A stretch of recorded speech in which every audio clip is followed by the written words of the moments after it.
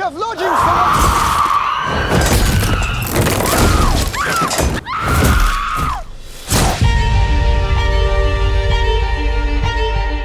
In Season 1, we really wanted to use Geralt's adventures, the short stories that Andrew Sapkowski had written, in order to lay the groundwork for the world, for the continent, and certainly for Geralt's story itself.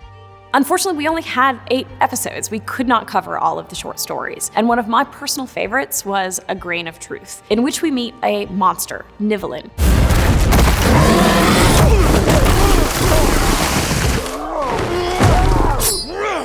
Geralt! Nivellen.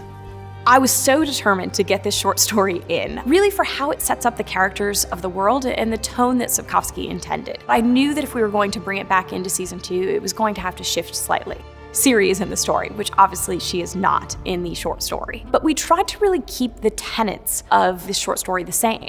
And it really is based on sort of a Beauty and the Beast folklore. Sometimes I think I'm still a man. But mostly, I know what I really am. What we start to learn over the episode is that he's been cursed. And in fact, he is quite empathetic at times. He has quite a soft side. And he's able to articulate something that Ciri is actually dealing with in this series. What is it like to feel like a monster on the inside? What happens when you can't control your instincts and can't control your power? Unfortunately, Nivellen has a dark secret that he's hiding, and it actually makes him unforgivable by the end of the episode. Who are you? The thing that was really important for us to hit is a battle between Geralt and a monster called the Bruxa. And in fact, like Nivellen, there is more to the Bruxa than what she seems. Are you a monster? Are you a monster because you are different? She's been feeding on villagers nearby and actually killing them.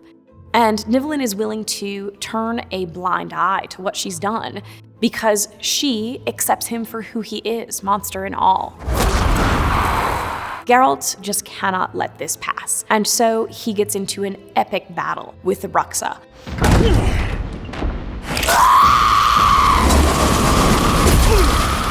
In this version, Ciri is watching, and she's beginning to wonder, I feel like a monster inside too. Is he gonna come after me? And that's the story that we wanted to set up. Even at the end of the Bruxa battle, you still kind of wonder, how is this story gonna resonate through the rest of our season? And it truly does begin the relationship between Geralt and Ciri, which is never quite as easy as they want. They really have to grow to have that trust and to fully believe that neither of them is going to hurt the other. When I say run, you run.